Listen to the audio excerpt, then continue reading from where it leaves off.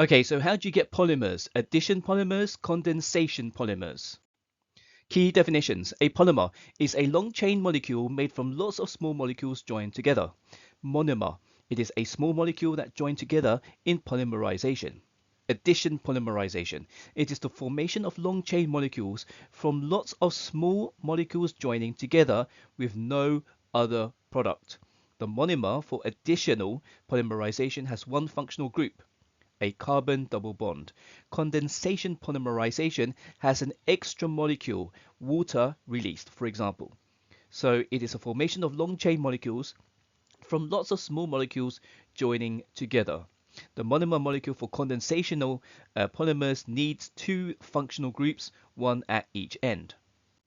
So have a look at this additional polymerization. The double bond becomes single, so the arms open up, and then you've got the square brackets with a small n on the outside. Ethene becomes polythene or polyethene. Condensation polymers. Condensation polymers are polymers formed from condensation reactions between monomers. A small molecule, often water, is produced as well as the polymer. This type of polymerization occurs when monomers join up with the removal of water.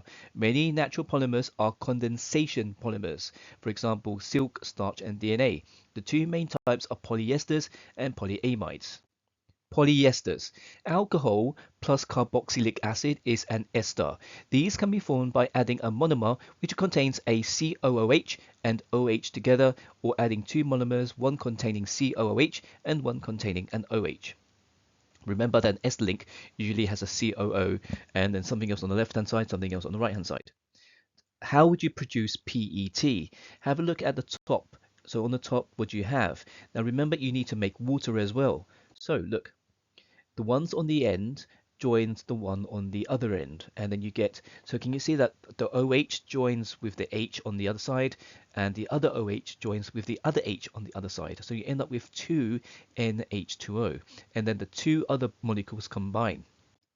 Polyamides. These can be formed by adding a monomer which contains a COOH and NH2 together, or adding two monomers, one containing a COOH and one containing an NH2.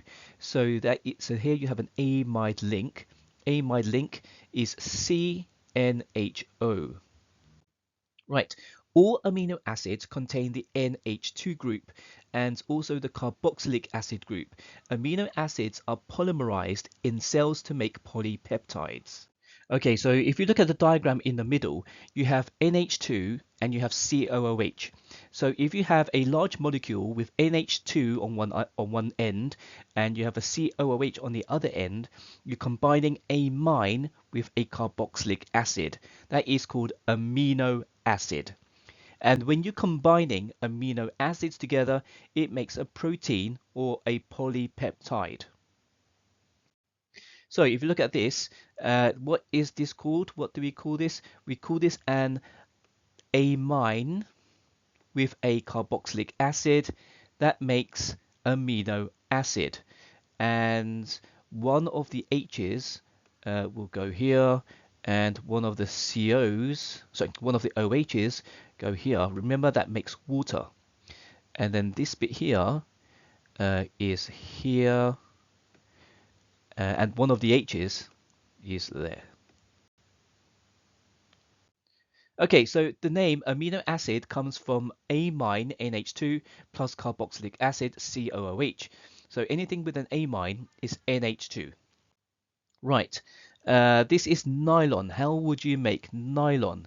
So you have an acid and an amine. The mechanism is addition polymerization and elimination. What is eliminated? Water. So to make nylon, you've added an acid with an amine. So here you have a carboxylic acid here, and then you have an amine, NH2, you have an amine here, and then you've made nylon. Okay. Hydrolysis of polyesters. The breaking up of an ester can be achieved by heating up the ester with an alkali, such as sodium hydroxide. This is an example of a hydrolysis reaction, the opposite of a condensation reaction, as a water molecule is added and breaks up the structure. So this is like the reverse of condensation polymerization, right? So here, a hydrolysis of polyesters. This is extra. You don't need to know this.